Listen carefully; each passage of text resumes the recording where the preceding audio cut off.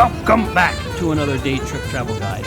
Today we are exploring the town of Loveland, Colorado, about an hour north from Denver, located along the Front Range of the Rockies. This town was established in 1877 and has a population currently of just under 80,000 people. Today we have quite a few things to check out throughout the town, so let's jump on in and check out the list for today. Starting off with breakfast at Dark Heart Coffee Bar, exploring downtown Loveland and finding lunch somewhere around there, hiking the Devil's Backbone Trail, visit the Sculpture Garden Park, ride at the Loveland Sports Park skate park, also ride at the Mehaffey skate park, visit the Loveland Museum, and finally eat dinner at Nordy's Barbecue. Okay, let's get rolling on in today's travel guide and grab some breakfast. Not far from downtown Loveland is the Dark Heart Coffee Bar. It's a nice little local coffee shop that offers you the normal odds and ends you would want to have with a coffee. There is a good amount of seating and a nice little patio attached to the coffee shop for nicer days. I picked up some hot tea,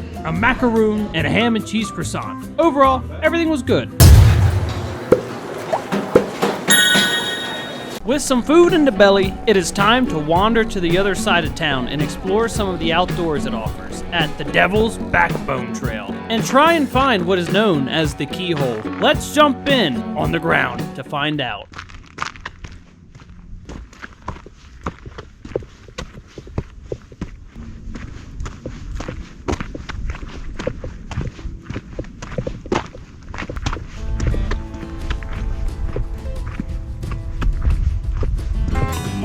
Well, as you can see, we have wandered our way onto a hike in the morning. I thought this would be really good to hit right off the bat in the morning, just because it's chilly, and it's a good way to kind of keep yourself warm and keep on trucking. But here we are, the Devil's Backbone. Boom! Right there. Well, there's at least some of it. So this area is really nice. It's like a nice, I would say, like family-friendly hiking area. I'd say it's very similar to the Rabbit Mountain open space over outside of Longmont. It's just like a series of a bunch of like trails in kind of the foothills before you really start hitting the wall of the Rockies. So the trail we're doing is, I think it's called the Devil's Backbone Trail, and it should be a little over 4 miles. It's not a crazy hard hike, but it's more like a scenic hike. There isn't some huge overlook that you get to, I don't think, at least. It's just scenic, a nice walk. Alrighty, I'll talk again when I talk again a little bit later on. We get some cool, just more scenic stuff happening for this section. So I'll see you again when I see you again.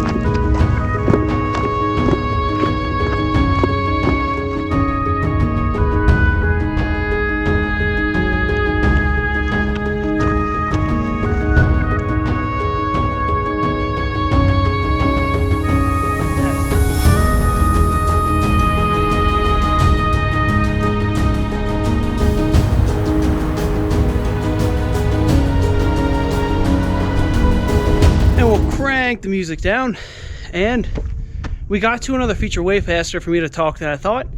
I didn't know this was here.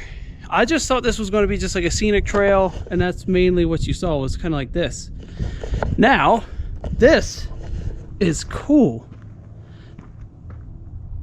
and I know I say this a lot, but this probably does not do justice with the size and how tall this is, because this rock formation is pretty big. Because you almost might be able to fit like a semi truck through this hole. Hello. Oh, look at that. What's going on? Cool. All right, let's leave it alone. I bet you it's got a nest in there. But cool stuff. I didn't expect this at all. Yeah. Wow.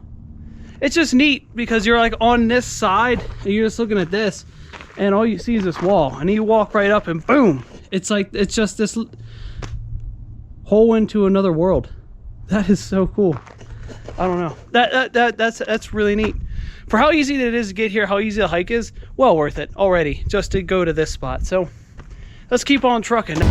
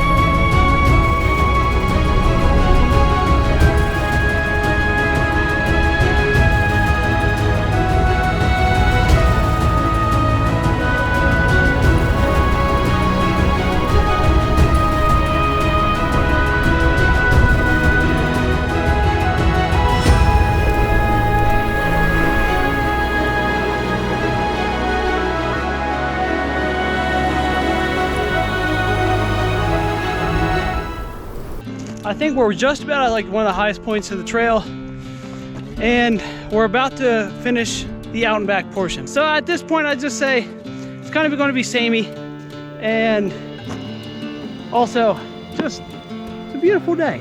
This is really cool. It's very, very dry. I mean, well, we're like mid-late. We're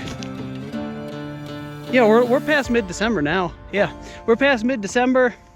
So I mean, it is what it is. I bet you in the spring when this is all green and lively and lush, oh, it's probably just, I know it looks really probably tiny on this, but the mountain range back here, like seeing right there, those peaks that are looming in the distance, that is Rocky Mountain National Park. And I'm pretty sure the taller one on the right, I'm pretty sure that would be Long's Peak. That's a 14,000 foot tall mountain. One of the most dangerous peaks, or one of the most deadly, I should say, peaks in the state. Hopefully one day we'll be able to attack that and get her done. And alrighty, so let's wrap this up, and I'll see you at the end of the trail. Next up for the town trip is going to be lunch. And we're approaching almost lunchtime-ish now, so we're gonna go hop in. We're going to Henry's Pub for lunch, grab a little like bar pub food, and then hit the town. So without further ado, let's wrap this up. I'll see you at the next spot.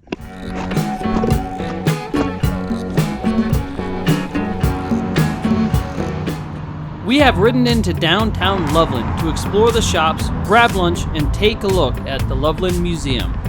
Let's start out with lunch at Henry's Pub, right in the middle of town, where I picked up some shepherd's pie. With some food in the belly, let's wander around town and see what is here, including Mary's Mountain Cookies, Dickens Alley, Door 222, Field of Coffee, Vintage Willow's Boutique, Pillar Boutique, Poorhouse, Sator Tattoo, Quantum Peach, Sports Station Grill, Verboten Brewing and Comet Chicken, Slice and Roll, Cactus Grill, Close to Home, Canyon Collectibles, which was a neat little vendor market that had a variety of items scattered throughout, Tortilleria, Downtown Sound, and this cool little shopping market where you can buy goods through the ounce or pound. It was actually pretty neat. I got some toasted sesame oil here and made some stir fries with it. It was tasty. Since we're done seeing what's around downtown, let's go see what the Loveland Museum had to show off just a block away.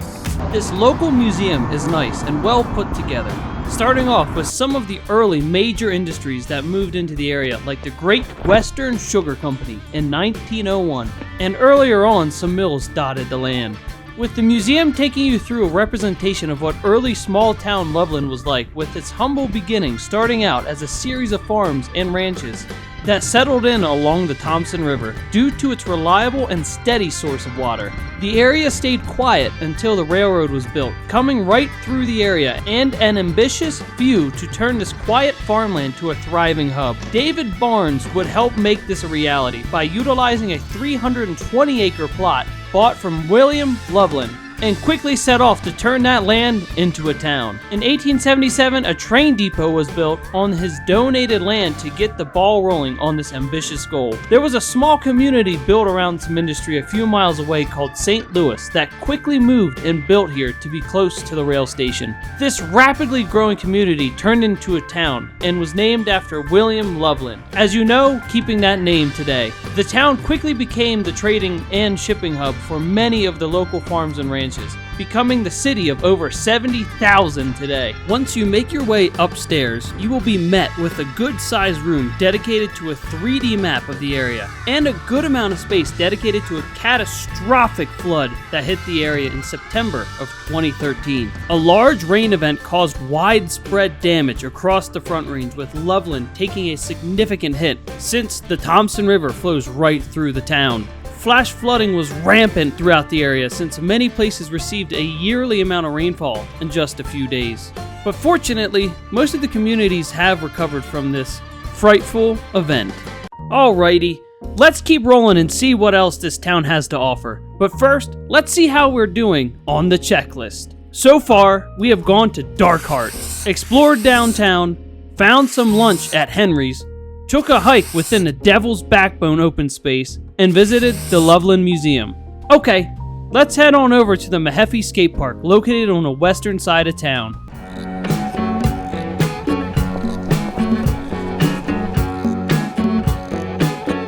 If I were a skate park, where would I be? Maybe where those lights are. Let's go check that out. Got tennis courts, all lights too. This is cool. Alright, let's check this out.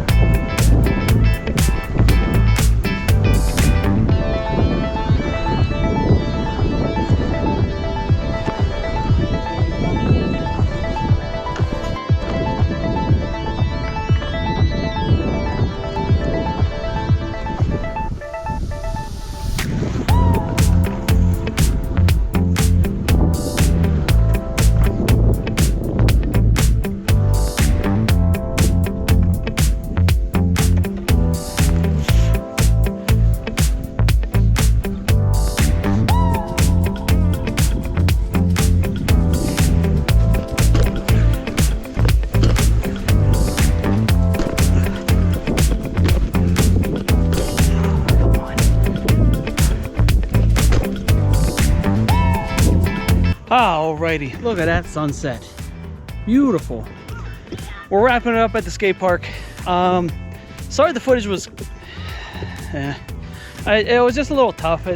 A lot of the features and even like the main bowl you can ride are facing towards the sunset, so it was just absolute blinding whenever you face that way. So, which was a bummer, because like even the taller quarter of the park where you can session, which would have been nice because I'm just trying to get better at airing out and all that. was facing that direction. And grinding areas, they're just a little too tall for me. My bunny hops aren't that great yet, or I just can't bunny hop that high yet. So I was very, very limited there. But overall, it seems like a cool park with a lot of potential. I'd like to come here again when the sun isn't in your eyes, so I can kind of really get a good feel for it. We are going to head off to one more place before we wrap it up and hit dinner. Yeah, I'll see you there.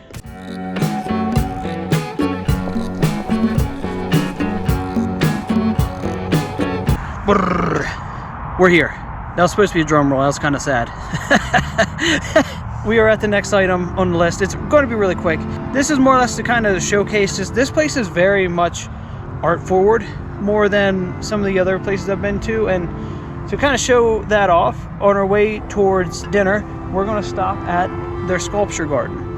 And this will be just a quick little loop around this pond and that, and it's just an area full of sculptures. So yeah, let's just get into it, showcase some of these, and we'll keep on moving.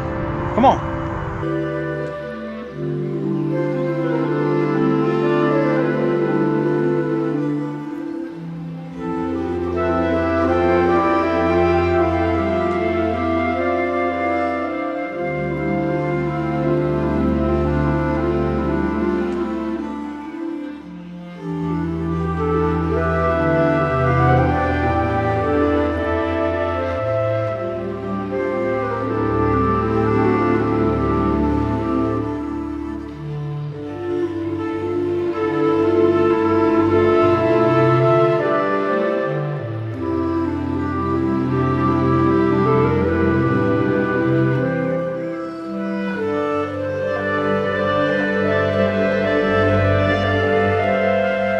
So as we mosey through this sculpture park, a couple other items in this town that you should definitely check out, maybe not during the season or just in general check out that I just couldn't, is there is a second skate park.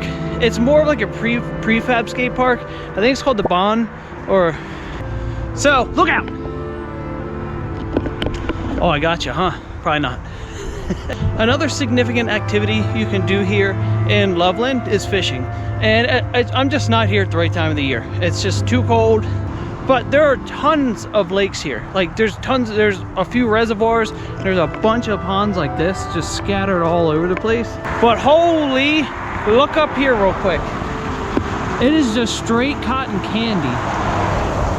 All right, that's cool. Let's jump into our to-do list one more time and to see how we did on what was covered. We just wrapped up the sculpture garden. Unfortunately, didn't make it to the second skate park due to time, visited the Loveland Museum and went over some of the town's history, and finally we're heading over to finish up the trip at Nordy's Barbecue for dinner. One of the more popular spots to eat in the Loveland area is Nordy's Barbecue, just off the main north to south artery in Colorado, Highway 25, where I picked up a smoked pork cubano sandwich with some mac and cheese. Overall, it was pretty good. This brings us to the end of the day trip travel guide through Loveland, Colorado. Leave a like and comment below on any other places I should visit. And if you like this video, go check out the others in this series. Thank you for watching, and I'll see you on the next one.